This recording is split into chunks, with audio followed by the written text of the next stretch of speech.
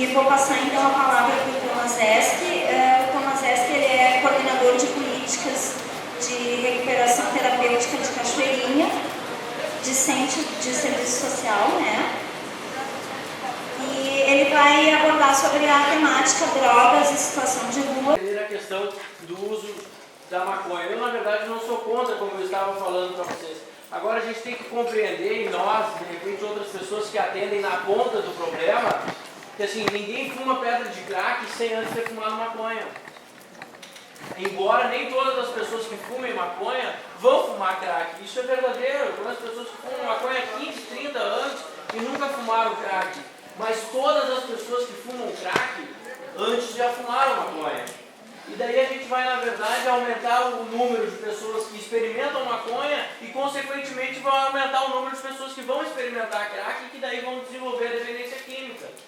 Então a gente precisa reconhecer isso. A questão muito forte também é a questão do uso do álcool. Então, alguns anos atrás, vocês todos, juntamente comigo, nós crescemos escutando e vendo propagandas de cigarro na televisão. O Ministério da Saúde começou a gastar mais dinheiro tratando câncer de esôfago, de laringe, de pâncreas, de tudo que é coisa, causados por cigarro, pelo cigarro. Não estava sendo mais interessante.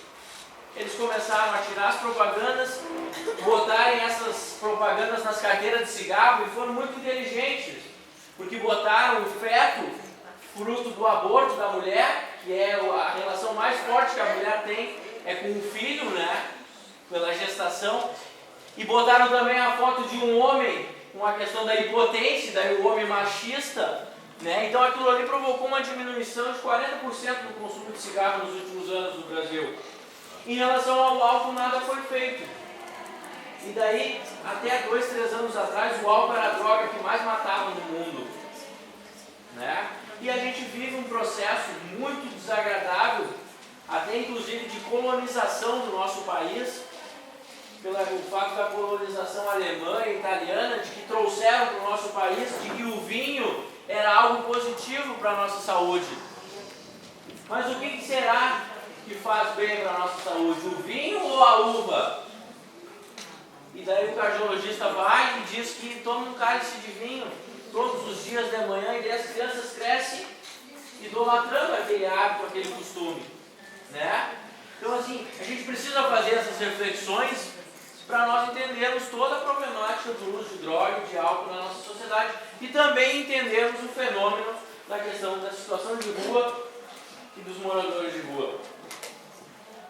Eu fiz um discurso ali, antes, quando eu estava na fala do professor Roque, e ele falou algo bastante interessante. Aonde é que está a pessoa em situação de rua, o morador de rua, nessa sociedade? Sabe aonde que está para muitas pessoas? Para que na saída da igreja, ou do culto, da missa, ou do teatro, eu tenha alguém para me dar uma esmola.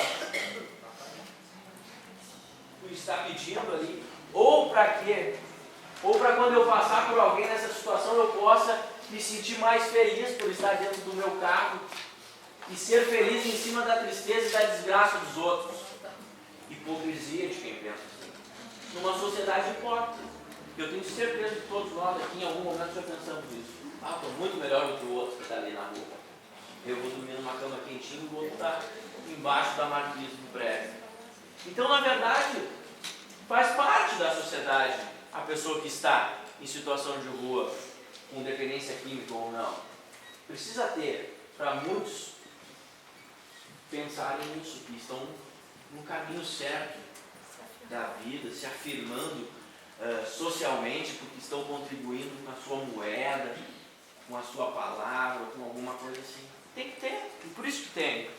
Então a gente precisa fazer muitas reflexões nesse sentido. Hoje, eu quero fazer uma reflexão aqui com vocês, e depois lá no final eu vou entrar na questão do tratamento de alguém que está em situação de rua. Então, no século XVII, mais precisamente em Portugal, houve uma catástrofe natural muito parecida com o que houve na Ásia alguns anos atrás, o tsunami, e que devastou principalmente Portugal. de repente alguém que já tenha se aprofundado na história saiba dessa história. Né? Lá em Portugal, até hoje, tem a questão da monarquia e do rei, correto? Sempre tem o primeiro-ministro, enfim. E na época, 1700 e alguma coisa, eu me recordo agora, houve essa catástrofe natural em que deixou uma cidade lá de Portugal, enfim, devastada. Lisboa, né? Muito obrigado. Milhares de pessoas mortas pelas ruas, um desastre total como foi o tsunami.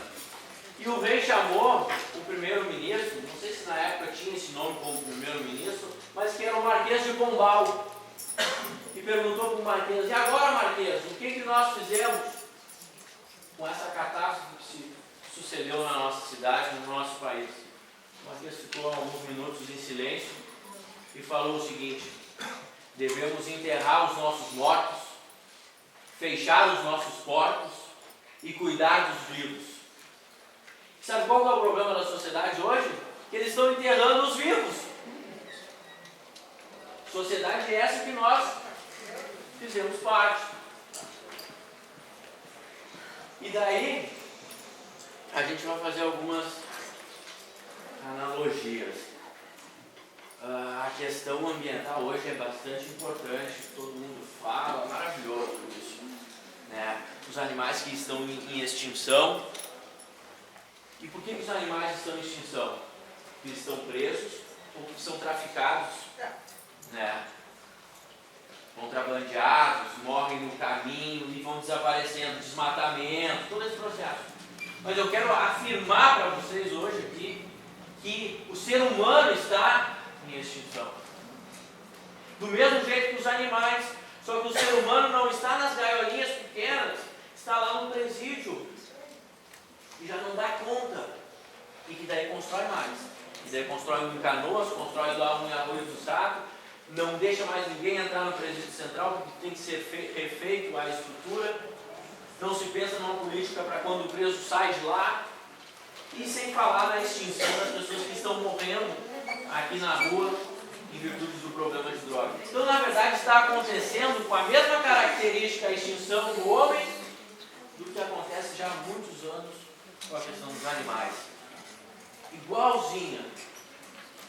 Alguns nós vamos prender e outros morrem ou a gente deixa morrer. E ele não vai mais incomodar. Então nós precisamos repensar, nós que estamos aqui hoje, muitas coisas. É muito comum, e é aí que eu me refiro, que a sociedade enterra os seus vivos, dizendo, e eu tenho certeza que muitos de vocês já escutaram isso ou de repente já pensaram nisso, de que bêbado e drogado vai morrer bêbado e drogado. Isso é uma grande mentira. Só morre bêbado e drogado quem quiser morrer bêbado e drogado. E tem pessoas que não usam droga, mas que são umas drogas de pessoas.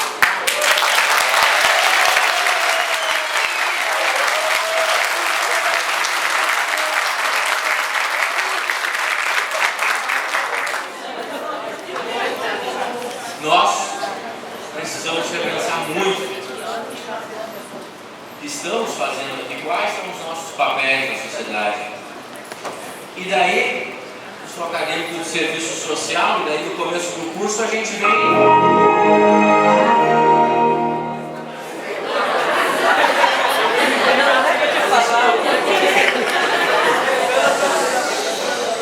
Então, no começo do curso, e de repente muitos outros cursos, como filosofia, história, enfim, trabalham muito a questão em cima da literatura produzida por Marx, da relação do homem e trabalho que gera desemprego. Mas na verdade isso ocorre com o usuário de droga.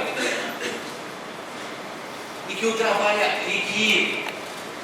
o empresário é o traficante, o operário é o consumidor de droga e o desempregado é o morador de rua, em situação de rua. Então, já estava tudo escrito o que ia acontecer, só faltava a gente interpretar. Tá?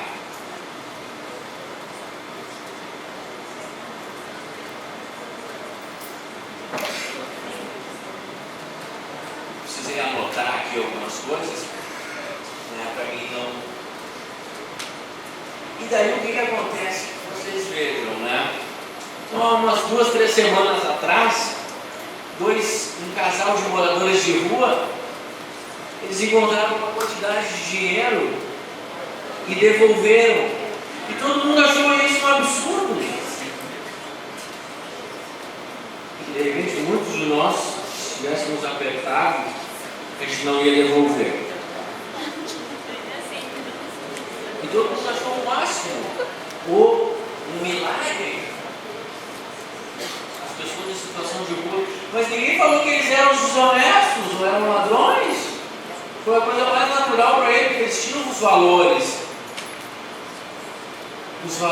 que não eram usuários de droga, e que quem é usuário de droga ou está usando droga, aqueles valores que tem desde o berço, aquilo ali não foi dissipado, está ali, em algum lugar que precisa ser motivado e sensibilizado para que isso retorne a flor da pele, para que a pessoa consiga se organizar, né? Mas ninguém falou que isso estava extinto, né?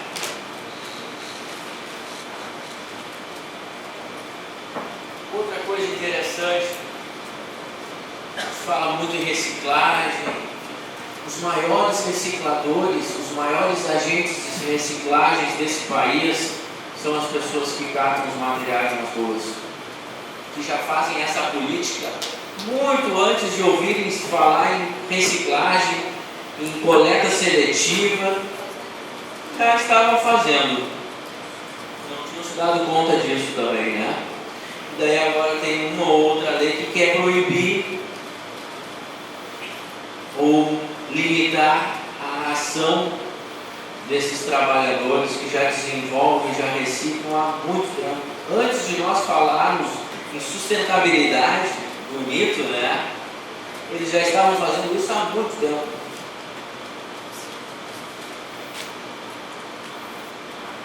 Outra coisa importante que nós precisamos, eu acredito que todos, ou a maioria, vai trabalhar na ponta do atendimento, em que se fala muito em rede, mas nós precisamos articular a nossa rede dentro da gente,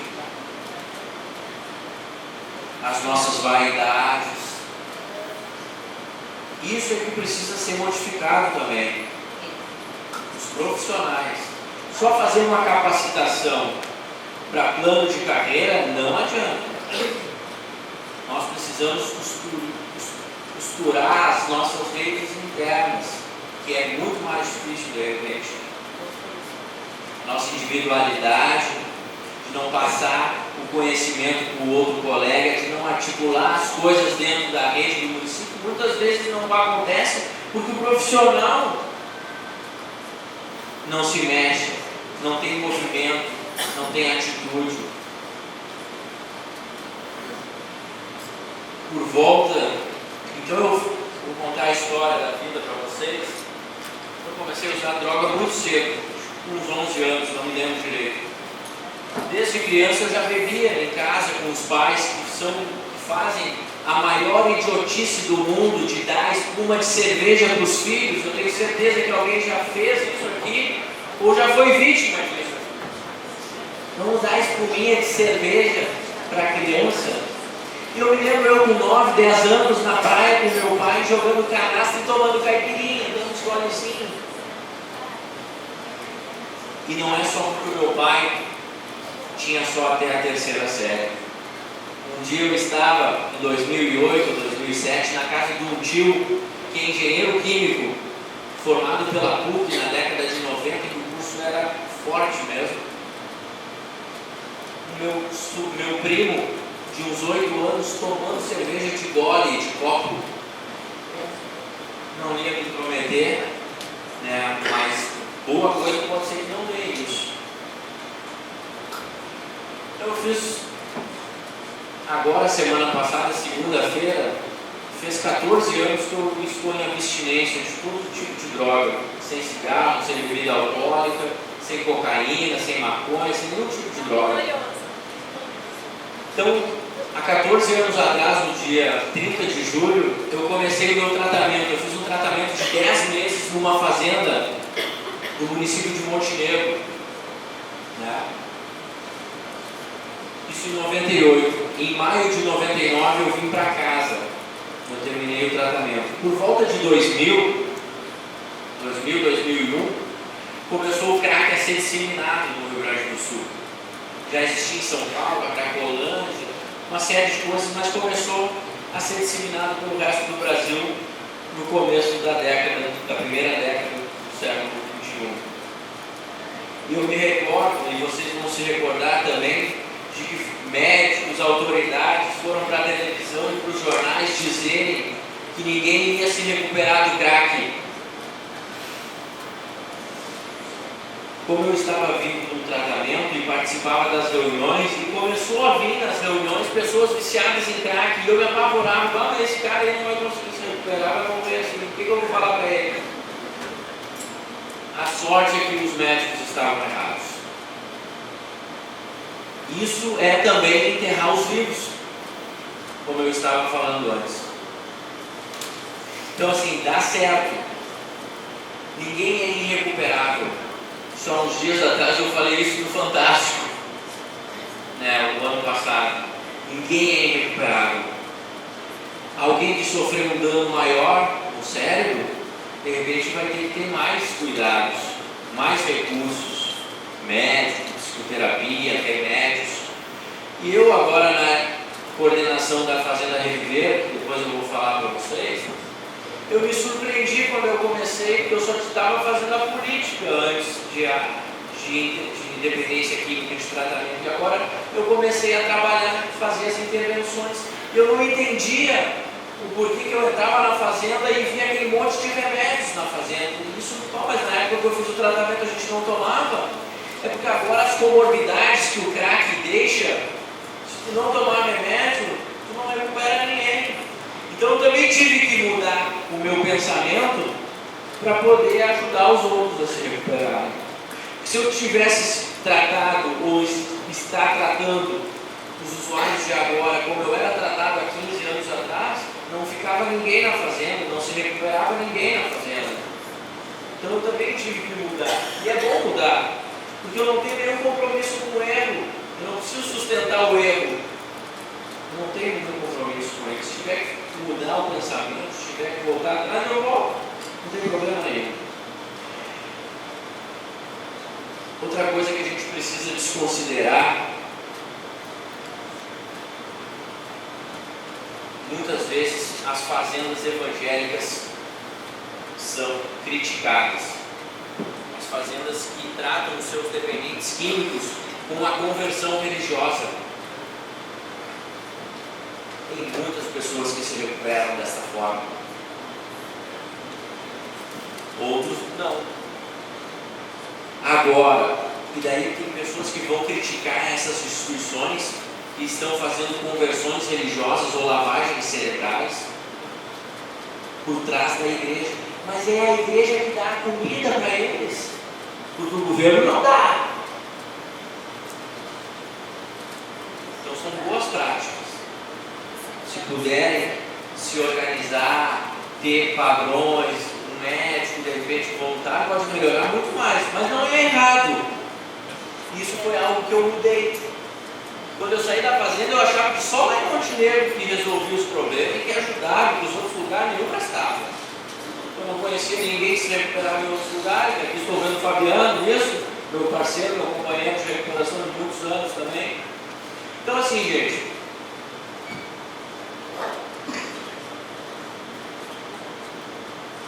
a droga também tem outro papel muito importante na sociedade. Potencializador de todo e qualquer tipo de violência.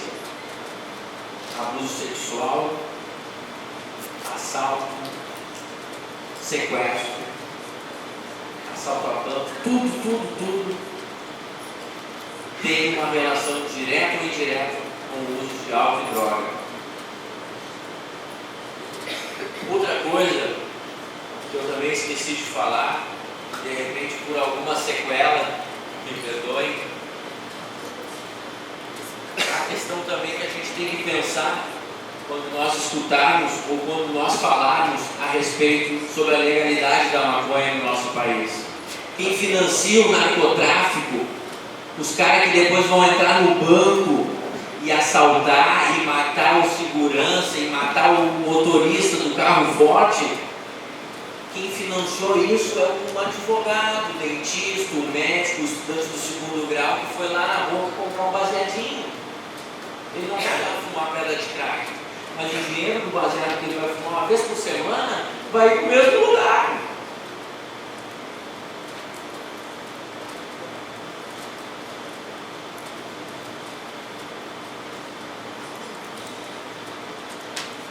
Uma vez,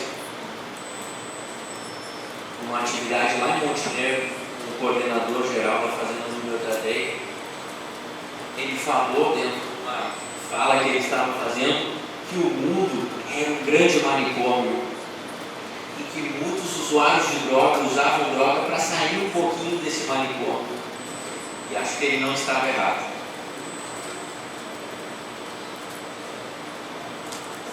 Onde muitos crescem às custas dos outros, não se importam com os outros, querem chegar no poder a qualquer título, a qualquer tempo, não importa quem é que tem que sofrer as consequências disso. Isso a gente vê diariamente. Então eu partilho desses sentimentos que o mundo realmente é um grande manicômio. Também a gente vive algo interessante, que é a ditadura do preconceito. A ditadura do preconceito é quando algo não está bom, a gente muda. Então, até algum tempo atrás se falava muito em favela, e isso soava mal. Agora todo mundo só fala em comunidades. Né? E daí a gente vai tirando as coisas, né? Ficam feias de serem pronunciadas e vamos botando o outro para compensar. Mas está falando e pensando a mesma coisa do termo anterior. Então a gente tem que cuidar isso também, a ditadura do preconceito. O tratamento, eu vim aqui para falar sobre o tratamento do dependente químico que está em situação de rua. Na verdade, vou falar bem para vocês, eu trabalho com isso já há muitos anos. E tratar o dependente químico, ele usa droga muitas vezes pela adrenalina que tem. E na boca buscar e ninguém se pegar ele, de usar escondido. Não é ruim usar droga, gente, não podemos pensar isso. Sinceramente, não seria hipócrita dizer para vocês que é ruim. Agora, as consequências desastrosas.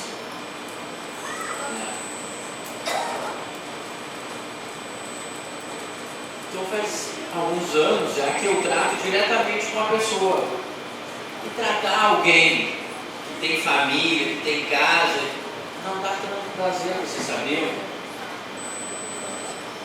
É bom mesmo de tratar o cara que está na rua, que está sem família, que não tem nada. Porque eu não vou trabalhar há muito tempo pelo que eu ganho.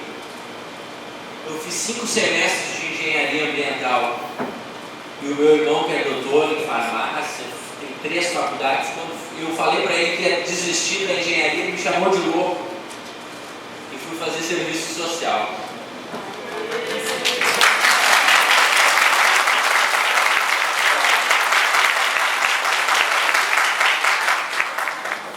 O que dá mais prazer, a recompensa é muito maior, porque às vezes tu trata alguém que tem família, o cara fica 9 meses se recuperando e quando ele volta para casa, ele volta com uma droga de família.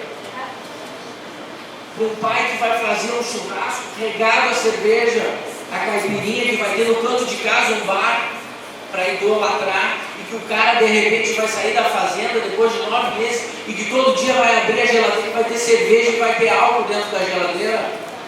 É uma droga de família que está recebendo alguém que nem merecia. Como filho, como esposo, de repente. Isso acontece muito. Então tratar o cara que está na rua, que perdeu os vínculos familiares, enfim, dá mais prazer, dá mais adrenalina. Se Sinceramente, eu vou contar 3 histórias para vocês aqui de sucesso. Nem todos deram certo. Mas se tiver diariamente, de vez em quando eu falo com o prefeito da nossa cidade, a gente sempre anda no mesmo assunto.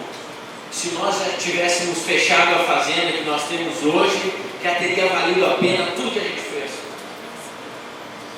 Muito mais do que um se recuperaram. Então, se nós encerrássemos as atividades hoje, já teríamos feito algo maravilhoso, que não tem preço, a recuperação de uma vida. Então, eu vou contar 3 histórias aqui para vocês, de 3 meninos que deram certo. Na estrada, inclusive na mesma estrada que nós temos a nossa fazenda hoje, durante muito tempo tinha uma carreta frigorífica na frente de um frigorífico que estava fechado. E ali por 2 anos morou 2 pessoas ali. A gente conseguiu, através deles também, da boa vontade dele, que os 2 fossem para a fazenda. Um ficou bastante tempo, os 2 terminaram o tratamento e os 2 ficaram limpos durante muito tempo. Um foi trabalhar num restaurante de carteira assinada, legal, e depois recaiu. O outro, isso já faz mais de 3 anos, o outro continua bem e hoje é monitor de uma comunidade terapêutica, a segunda comunidade terapêutica mais antiga do estado do Rio Grande do Sul, a Fazenda Pacto de Porto Alegre. Foi muito interessante que na época eu tinha que dar as consultas para eles e eles não vinham no grupo e não ficavam no albergue, porque eles tinham medo que alguém entrasse e matasse eles lá. E daí eles preferiam ficar embaixo da carreta. E daí eu levava as consultas para ele. Eu saía da minha sala e dá uns 2 quilômetros mais ou menos, 1,5 quilômetros de a pé, ia lá e entregava as consultas para ele embaixo do caminhão. Uma vez eu fui e eles não estavam. E daí a secretária adjunta da secretaria, que era vinculada ao meu trabalho, mora na frente do caminhão. E daí eu dei para ela, ó, entrega as consultas lá para o fulano que mora lá, que é teu vizinho.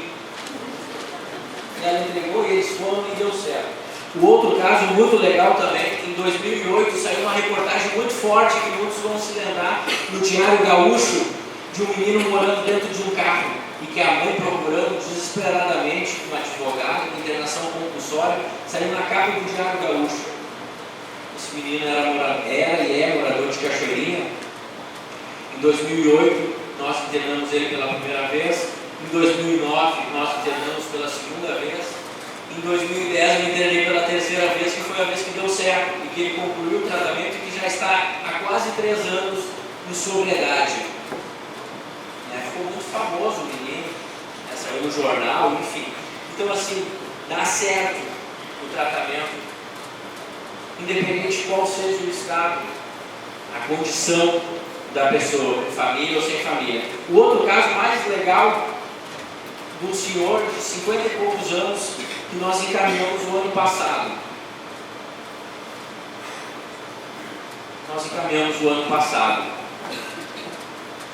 Daí eu me recordo de um dia eu entrar na minha sala, eu dar uma passeada lá pelas salas do fundo, e chego lá no fundo, está um senhor atirado no fundo da sala, alcoolizado, barbudo, cheio de problema, dormindo bêbado. As meninas fizeram ali o vínculo, começou, foi para o albergue, se organizou o banho, fez barro, enfim. Esse senhor foi para a fazenda também, fez o tratamento e fez uma relação muito legal com o outro menino que também fez o tratamento, e um levou o outro para morar junto. Então hoje é membro da família, um profissional, tinha até cadeira de motorista. Então está se virando, está se organizando, os 2 estão bem. Então assim, hoje o grande problema da droga são os adulterantes, principalmente da cocaína e do crack, metais pesados que tem no processo de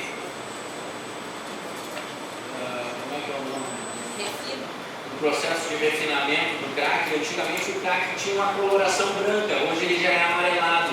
Por quê? O Ministério da Saúde, ou a Justiça Federal, proibiu a venda de acetona em grandes escalas, isso é para laboratório. Então os traficantes estão refinando o crack com gasolina, e a gasolina tem metais pesados. como o chumbo, uma molécula chamada chumbo tetra, não vou lembrar agora, uma molécula muito grande de chumbo que é altamente cancerígeno, e de todos os metais pesados que tem, metal pesado no nosso organismo, ele é cumulativo, nunca mais sai do nosso organismo. Mercúrio, que tem nas lâmpadas fluorescentes que são misturadas, o cádmio, o próprio chumbo. E isso provoca muitos problemas de saúde. Por isso essa degradação do usuário de droga em pouco tempo, que afeta muito o mercúrio, o cádmio, todos esses metais pesados, eles intoxicam todas as células do corpo, chegam no cérebro, e por isso que é muito difícil tratar o usuário de crack. Dificilmente um usuário de crack vai se recuperar no primeiro tratamento. Agora, se tu não der oportunidade para ele de novo, tu não vai saber. Né? Uma pesquisa do Dr. Eduardo Calina, psiquiatra argentino, que ficou conhecido como Tratado Maradona, fez durante muitos anos uma pesquisa com ressonâncias magnéticas de cérebros de usuários de crack. Ele constatou que ao longo do tempo há uma diminuição da massa encefálica de até 18 milímetros da massa encefálica de um indivíduo. E o cérebro do usuário de crack, que tem essa diminuição, ele fica do tamanho do cérebro de um macaco, de um primata. O ser humano que está usando droga, que está usando crack, ele está regredindo a escala evolutiva. E por isso o comportamento, de repente, muitas vezes não se importar com o banho. O Chalme falou algo interessante, o Chalme ou o Fabiano, não recordo agora, Gerson, Fabiano, da questão de estar catando a comida no lixo. Porque o animal, ele não come na mesa. E aconteceu uma vez um negócio interessante lá no nosso trabalho, que o menino não participou da atividade, e sempre depois da atividade tem um lanche, e o menino não participou da atividade lá, e entrou escondido e pegou o lanche e saiu correndo. Porque os animais fazem isso. Então, quando nós vamos tratar o usuário de droga, o usuário de crack, a gente precisa de um ambiente sadio e familiar para ele, para que ele comece a desdrogar o cérebro dele e que a disciplina da comunidade terapêutica, os limites externos, possam ir dando limites internos para ele, para que ele saiba o que ele pode e o que ele não pode fazer. Eu acredito que aqui tem alguns acadêmicos de psicologia. Eu vi uma pasta antes com alguém. Ninguém conscientiza ninguém. Ninguém trata ninguém. As pessoas só vão parar de usar droga se elas se conscientizarem. O que os médicos, o remédio, a fazenda pode oferecer é uma sensibilização para que ela se conscientize. Mas não tem como o remédio conscientizar ninguém, o remédio não age na consciência. A consciência não é palpável. A gente só chega na consciência com o pensamento, não é assim? Por isso que é difícil, a gente está lidando com algo muito sério. E daí, gente, eu queria encerrar dizendo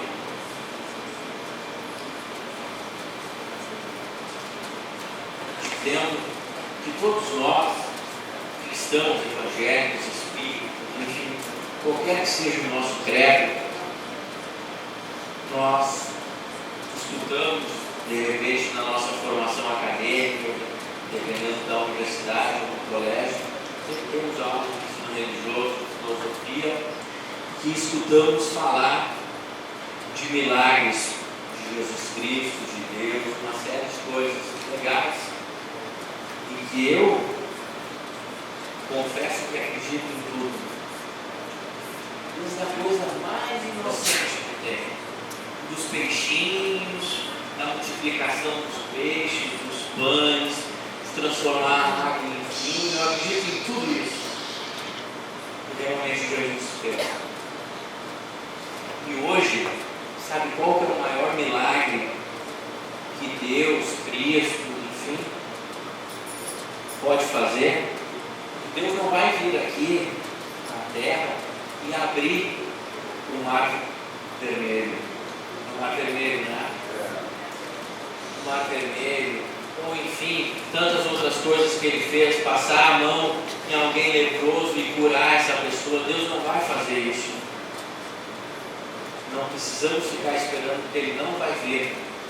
O maior milagre hoje que pode ocorrer na sociedade, o milagre da contemporaneidade, é um usuário de crack, um usuário de droga, que estava condenado à morte, se recuperar.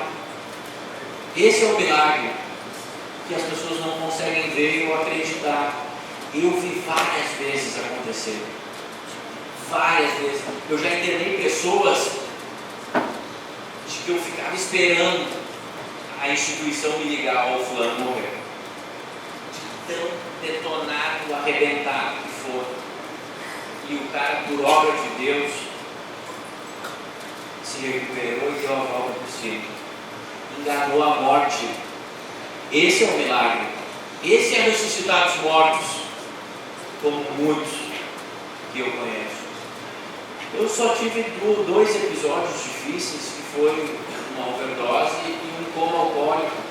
Mas eu conheço amigos, companheiros que passaram por muito mais trabalho, que levaram 6, 7 tiros. Enfim, bom, eu queria ficar contando história triste para vocês o dia inteiro. Então, assim, há recuperação, independente de qual seja a condição da pessoa. Lá em Cachoeirinha, nós temos uma comunidade terapêutica pública, uma comunidade municipal, uma fazenda de 11 hectares, foi inaugurado o ano passado, mas nós já trabalhamos em Cachoeirinha desde 2001 com a compra de vagas, a compra de leitos em comunidades terapêuticas. Então, desde 2001, nós já internamos mais de 1000 pessoas e temos, assim, umas 300 recuperadas, que estão bem, 300 poucos, uns que nós nem sabemos que estão bem, mas estão bem, porque a pessoa não volta para dizer, ó, eu estou bem. Mas assim, eu posso garantir para vocês que 50% ou mais das pessoas que concluem o tratamento de 9 meses se recuperam. Porque tem pessoas que vão para a instituição e que ficam 2 dias, tu não consegue fazer nada em 2 dias com um cara que usou droga há 30 anos. Agora, se ele concluir o tratamento de 9 meses, aumenta muito as possibilidades dele permanecer em abstinência, dele realmente se recuperar. Então, o que nós fizemos dentro da comunidade? O possível para que ele conclua o tratamento, para que ele fique, para que ele não desista do tratamento. Porque em algum momento vai despertar alguma coisa na cabeça dele, Deus vai agir nele, ele vai se conscientizar e ele vai sim se recuperar. Bom, já vi gente assim, Fabiano, que trabalha com isso há muito tempo, gente que não tinha nenhuma condição psicológica ou de sanidade, parar de usar droga e viver bem de um jeito que você não imagina. Pessoas que assim, ó, diagnosticados como loucos, que foram para a fazenda, que por obra de Deus conseguiram, dentro da sua loucura, dentro da loucura de cada um, que cada um tem, conseguiram se recuperar e voltaram para a vida, e trabalham, são honestos, independente químico, muito interessante. E nós ficamos hiperativos depois do problema da droga. Então a gente é muito ativo, principalmente quem usou droga, estimulantes, a expansão da estimulação que o nosso cérebro sofreu, isso nunca mais regride, nunca mais. Então nós nos tornamos muito produtivos, a bem da verdade. Então às vezes eu tenho amigos que têm companheiros que trabalham na empresa que são os caras que mais produzem.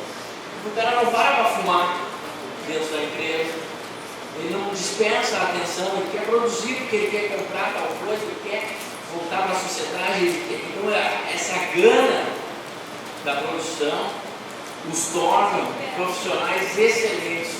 Tem amigos que trabalham na GM, lugares maravilhosos.